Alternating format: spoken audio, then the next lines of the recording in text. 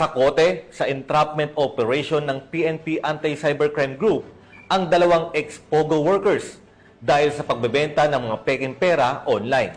Ang operasyong ito ay nagpapatunay na hindi tumitigil ang pambansang pulisya upang masawata ang mga taong may pananagutan sa batas. Ang detalye ng balita mula kay Patrolwoman Mary Grace Artizuela. Nasa Cote sa Las Piñas City ang dalawang lalaking ito na dating empleyado ng Philippine Offshore Gaming Operator o POGO dahil sa lantarang pagbebenta ng mga pekeng pera online.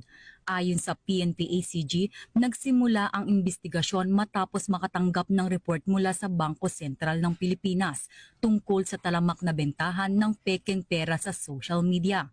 Sa isinagawang cyber patrolling ng mga otoridad, nadiskubring ibinebenta ng mga suspect ang bawat pekeng 1,000 peso bill sa halagang 150 pesos lamang. Sa pinagsanib na pwersa ng mga operatiba ng Northern at Southern District Anti-Cybercrime Team, matagumpay na naaresto ang dalawang individual sa isinagawang entrapment operation. Nasabat ang nasa 150 piraso ng pekeng pera mula sa mga suspect. Started selling this fake money nung nag-stop na sila doon sa POGO operation.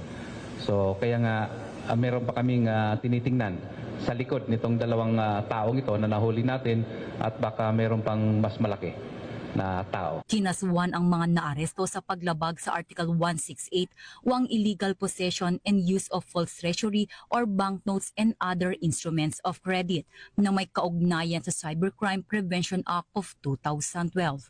Mula dito sa Campo Crame, ako ang inyong PNN correspondent, Patrolwoman Mary Grace Artizuela, nagbabalita para sa Police News Network, Alagan ng Batas, tagataguyod ng Balitang Pulis.